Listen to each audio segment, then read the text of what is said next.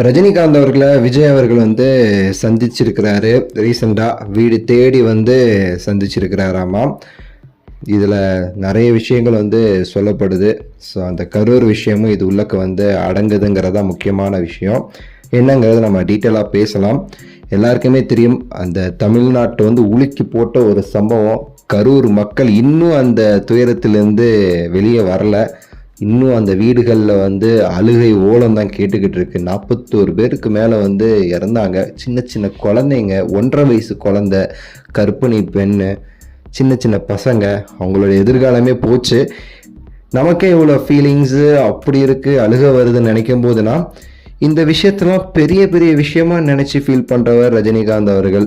So அவர் உங்களுக்கு தெரியும், இந்த மாதிரி பல விஷயத்த பார்த்து அவர் பல இது பேசியிருக்கிறாரு. அவருடைய ஃபேன்ஸை வந்து சொன்ன ஒரே விஷயம், நான் வந்து என்னோட பிறந்த நாளை கொண்டாடுறதே நிப்பாட்டிட்டேன் சென்னையில். ஏன்னா என்னோட ஃபேன்ஸ் வராங்க, அதனால நிறைய விபத்து நடக்குது, அதனால நான் வந்து சென்னையில் கொண்டாடவே மாட்டேன்னு சொல்லிட்டு அதுக்காகவே அந்த பிறந்தநாள் டைம் வந்தாலே அவர் ஓடிடுவார். பெங்களூரோ எங்கே இருக்கான்னு யாருக்குமே தெரியாது, அந்த மாதிரி இடத்துக்கு போயிடுவார். யாரும் வந்துடக்கூடாது, வந்து எதுவும் ஆகிடக்கூடாதுன்னு சொல்லிட்டு அப்படிப்பட்டவர் ரஜினிகாந்த் அவர்கள். ஸோ அவருக்கும் ரொம்பவே சரி இந்த சம்பவங்கிறது வழியை தான் கொடுத்துருக்கு. விஜய் அவர்களுமே சரி இன்னொரு பக்கம் வந்து கொஞ்சம் வருத்தமாக தான் இருந்துட்டு இருக்கிறாரு. அவருடைய வருத்தம் இறந்து போன மக்கள் பற்றி, அல்ல கட்சி இனிமேல் என்ன ஆக போகுமா அதை பற்றியான்னு நமக்கு கிளீனாக தெரியல.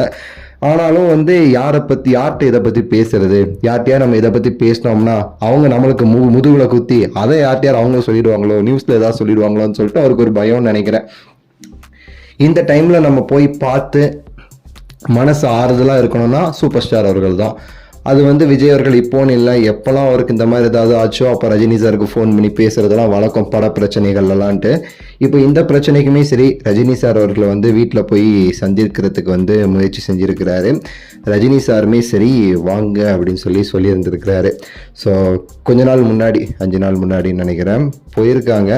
ஸோ அங்கே பேசின வரைக்கும் ரஜினி சார் வந்து சில ஆறுதல் சொல்லியிருக்கிறாரு. முக்கியமாக அவர் சொன்ன வார்த்தை என்ன அப்படின்னா, அந்த மக்களை வந்து நீங்கள் கைவிட்டுறாதீங்க, உங்களை நம்பி வந்து உங்களால் அப்படின்னு சொல்லாதா கூட உங்களை நம்பி வந்தவங்க. ஸோ அதனால் அவங்கள நீங்கள் கைவிட்டுறாதீங்க, அவங்களுக்கு கண்டிப்பாக நீங்கள் வந்து உதவியாக இருங்க, அந்த மக்களுக்கும் அந்த குடும்பத்திற்கும் கண்டிப்பாக நீங்கள் போய் பார்க்கணும் அப்படிங்கிற மாதிரி ரஜினி சாருமே சரி அட்வைஸ் பண்ணி பல விஷயங்கள் பேசியிருக்கிறதா சொல்கிறாங்க. நமக்கு என்னென்ன விஷயங்கள் நடந்துச்சு நமக்கு தெரியல. இப்போ நம்ம சொன்னதே வந்து தகவலின் அடிப்படை தான்.